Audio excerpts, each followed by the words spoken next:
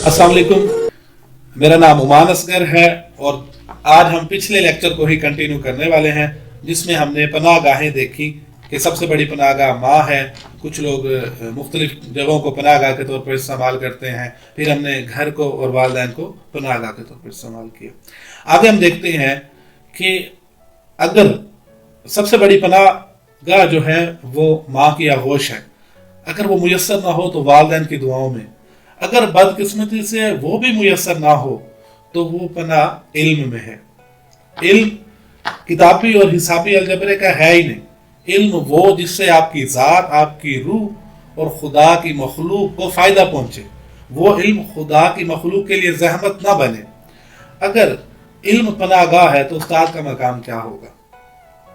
बदकिस्मती से हमारे उस्ताद का मकाम कहीं खो चुका है।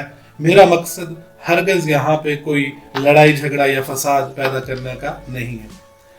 देखें, अब ये मामला दोनों तरफ से है। अगर उस्ताद का मकाम खो गया है तो इसमें शागिर्दों और उस्तादों दोनों में कोताहियाँ पाई जाती हैं। या तो वो शागिर्द नहीं रहे जो उस्तादों का एहतराम करें, या हम वो उस्ताद नहीं रहे कि शागिर्द हमारा एहतराम करें। अब देखें, थोड़ा पीछे जाएं तो हम देखते थे, हम अपने दौर को ही देखें तो अगर उस्ताद कहीं आ रहा होता था तो उसके लिए रास्ता छोड़ दिया जाता था। ये नहीं कि उस उस्ताद का खौफ होता था, उस्ताद का एहतराम होता था। एहतराम के लिए हम उसका रास्ता छोड़ते थे, उसके लिए रास्ता छोड़ देते थे। तो आज क्या देखा जाता है कि उस्ताद और शागिर्द में वो एक ही मोटरसाइकिल पे सफ़र कर रहे हैं, इकट्ठे सफ़र कर रहे हैं। मैं इस फ्रैंकनेस के खिलाफ नहीं हूँ। इल्मी और इससे दीगर जितनी भी चीज़ें हैं वो उस्ताद के साथ बाइसो मुबासा ठीक है, लेकिन बेजा फ्रैंकनेस गलत है जिससे उस्ताद अपना मकाम खो रहा है।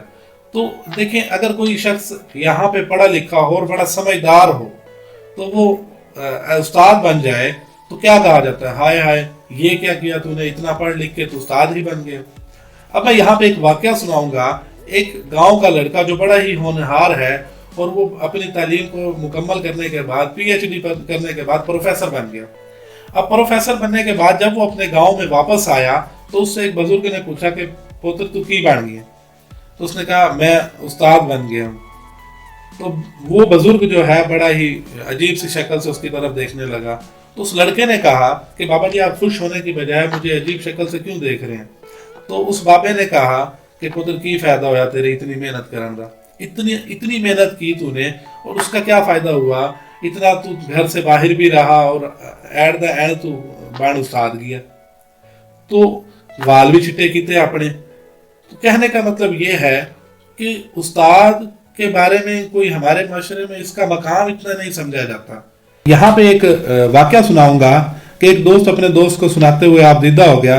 उसने कहा कि यार उस्ताद बनने से तो बेहतर था कि मैं किसी अदालत में चपड़ासी लग जाता, तो आज जो मेरी डिसग्रेस हुई है वो ना होती। वो बता रहा था कि मैं कॉलेज से वीकेंड पे छुट्टी पे जब घर वापस आ रहा था बजरिया बस, तो बस में बस रुकी और एक कांस्टेबल को उसके साथियों ने चढ़ाया बस पर और कंडक्टर को कहा कि इसे सीट दे दे, जगह दे दे। तो उस दिन बस में ज़्यादा औरतें और बूढ़ी उम्र के लोग ही थे। दो जवान थे और वो उसमें सो रहे थे, मैं ही बच रहा था सामने। तो कंडक्टर मेरी तरफ आया और उसने मेरी मिन्नत समाजत की कि आप थोड़ी देर के लिए जगह दे दें, हमने यहाँ से रोज़ गुजरना होता है तो ये बिला वजह हमें तंग करते हैं। तो वो कहते हैं कि मैंने उस कंडक्टर से कहा कि मैं एक उस्ताद हूँ और कम से कम इससे 10-15 ग्रेड ऊपर ही हूँ और वैसे भी मैं पहले यहाँ बैठा था। तो कंडक्टर ने मिन्नत समाजत की और बिल आखिर मुझे वहाँ से उठना पड़ा, हालांकि वो सिपाही ये सारी बातें सुन रहा था कि मैं एक उस्ताद हूँ। तो ऐसे वाक़यात हम रोज़ हमारे सामने आते रहते हैं। बात फिर वही है कि कमी दोनों तरफ से है। कुछ हम अपने इक़्तिसादी और माली तौर पर इतने कमज़ोर हो चुके हैं कि इस तरह के वाक़यात हमारे सामने आते रहते हैं। लोग अपनी पनाह गाहों की तरफ जा रहे हैं, मजबूत पनाह गाहें बना रहे हैं, मजबूत पनाह गाहें देख रहे हैं। हम अपनी पनाह गाहों से माजरत चाह रहे हैं, इससे दूर दूर जा रहे हैं। एक जंगजू, बड़ा मशहूर जंगजू था, उस बड़ा दलेर था, बड़ा सख्त दिल था, उसने बड़े बंदे मारे थे। तो एक दफ़ा वो ज़ोर ज़ोर से रो रहा था तो लोगों ने देखा कि ये तो बड़ा सख्त दिल है, ये कैसे रो रहा है। तो उसने कहा कि आज मेरी माँ मर गई है तो پہلے میں کوئی بھی کام کر لیتا تھا اور پیچھے دل میں یہی ہوتا تھا کہ ماں کی دعا سے میں بچ جاؤں گا، اب جو میں کروں گا وہ مجھے بھگتنا پڑے گا۔ تو اللہ تعالیٰ سے دعا ہے کہ ہم اپنی جو ہیں پناہ گاہیں ان سے معذرت نہ چاہیں، ان کی طرف مائل ہو جائیں۔ اللہ تعالیٰ آپ کو آسانیاں عطا فرمائے، آسانیاں تقسیم کرنے کا شرف عطا فرمائے۔ اللہ تعالیٰ آپ کا حامی و ناصر ہو۔ اللہ حافظ۔